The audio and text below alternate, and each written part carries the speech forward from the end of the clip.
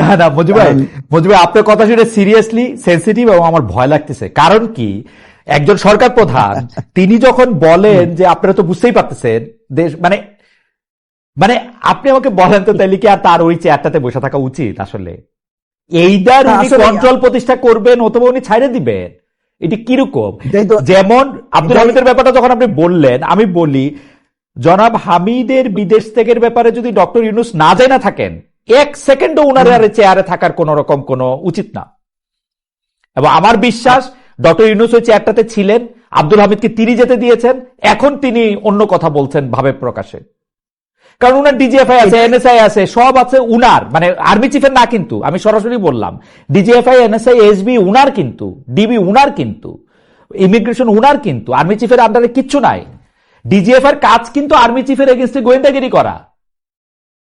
আমি আপনাকে বলি, এই আলোচনাটা আমি একজন প্রভাবশালী উপদেষ্টার সাথে করেছিলাম। জি, উপদেষ্টা আমাকে প্রশ্ন করলেন, বলেন তো ভাই আব্দুল হামিদ কিভাবে দেশ ত্যাগ করলো?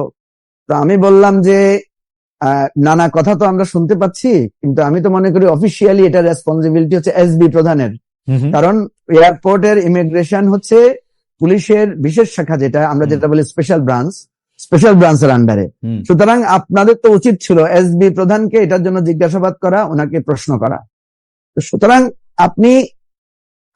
আমি আপনাকে একটা অনুরোধ করব, সেটা হচ্ছে আমাদের স্বরাষ্ট্র উপদেষ্টা কিন্তু বলেছিলেন, আপনার মনে থাকার কথা, উনি বলেছেন এটার পেছনে যারা আছে তদন্ত করে, এটার পেছনে উনি আছেন সবার আগে, স্বরাষ্ট্র উপদেষ্টা সবার আগে আছেন।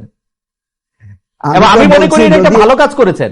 আমি মনে করি প্রধান উপদেষ্টা এবং স্বরাষ্ট্র উপদেষ্টা মিলে যে একজন বয়োবৃদ্ধ লোককে চিকিৎসার জন্য বিদেশে পাঠিয়েছেন, এটা ভালো কাজ করেছেন। খারাপ কাজ করতেছেন, মিথ্যাচার করতেছেন, সেটা ভেরি গুড। আপনার এই পজিশনটা আমিও এগ্রি করি, কারণ আমি দুটো কথা বলেছি।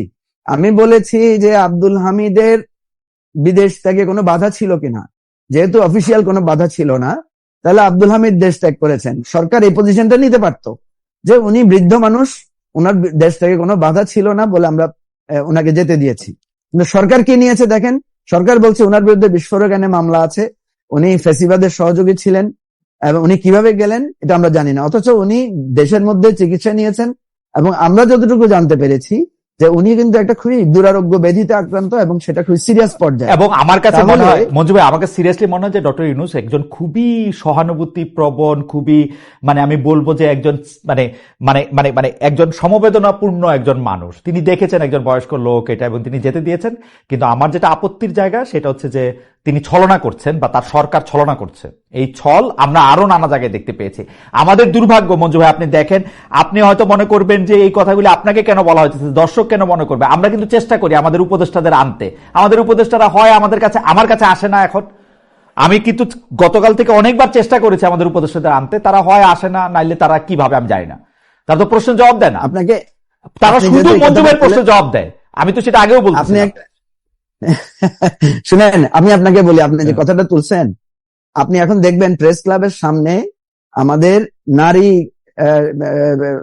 নারীদের একটা সরকারি প্রতিষ্ঠান, যেটা 5 বছরের কন্ট্রাকচুয়ালি তারা একটা অ্যাপয়েন্টমেন্ট পেয়েছে, তারা একটা আন্দোলন করছে। এবং আন্দোলনটা কি, তারা কিন্তু আপনার অনশনে গিয়েছে। তারা কালকে আমাদের অফিসে এসেছিল। আমি 2 জন উপদেষ্টাকে অনুরোধ করেছি তাদের জন্য অ্যাপয়েন্টমেন্ট দেন, তাদের কথাগুলো একটা শুনেন। কোন উপদেষ্টা তাদেরকে সময় দেয় নাই। শেষে আমি তাদেরকে ফোন নাম্বার দিয়ে আমি বললাম যে আপনারা নারী কমিশনের চেয়ারম্যান আছেন পারভিন শিরিন হক, ওনার সাথে কথা বলেন। ওনার সাথে তারা কথা বলেছে। শিরিন হক আপা তাদের মুখের উপর বলেছে আমার সময় নাই আপনাদের সাথে কথা বলার।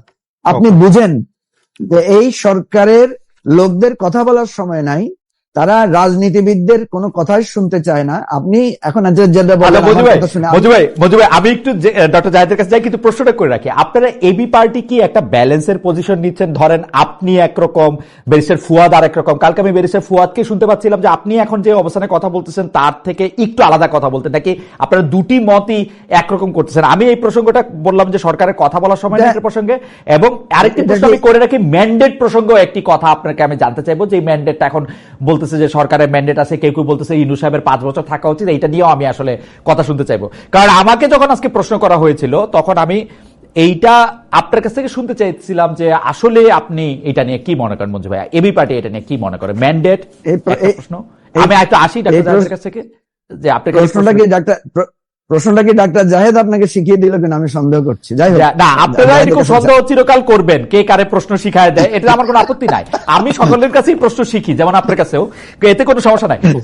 ধরেন জাহেদই শিখাইছে, কোনো অসুবিধা নাই। আমি একটু ডক্টর জাহেদের কাছে, আচ্ছা ডক্টর জাহেদ, গত কিছুদিন ধরে আমি খেয়াল করতেছি যে আপনার যে অভাবনীয় মানে অতুলনীয় জনপ্রিয়তা, অনলাইনে বলি, সারা রাজনৈতিক বিশ্লেষক হিসাবে, সেইটার মধ্যে একটা বড় কারণ ছিল যে আপনি আসলে ভারসাম্যপূর্ণ কথা বলতে পছন্দ করেন, দুটো দিকই তুলে ধরেন বা অনেক সময় অনেকটা দিকই তুলে ধরেন।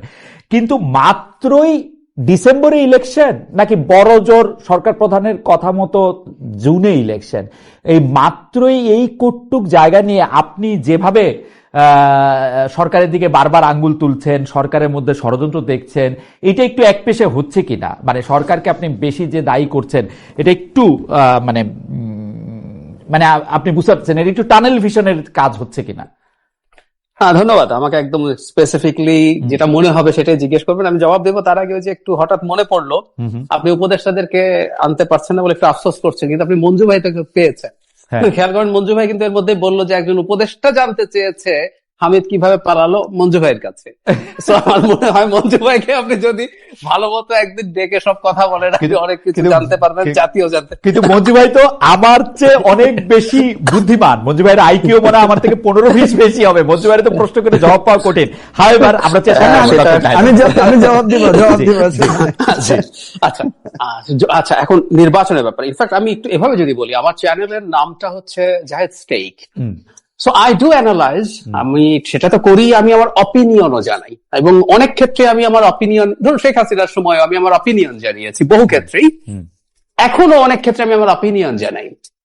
এখন নির্বাচনের প্রশ্নে আমি সরকারের যে ধরনের আচরণ দেখছি, আমি মনে করি সরকারের মধ্যে নির্বাচন ইভেন জুনে হবে এই ব্যাপারে আমি আসলে আস্থাশীল হতে পারি না। আমি আপনাকে একটা ছোট উদাহরণ দিই।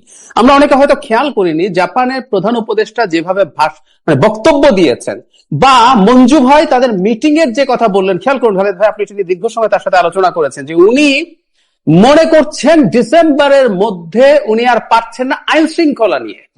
আচ্ছা, এটা কি রেজোনেট করছে না জনাব নাহিদ ইসলামের সাথে?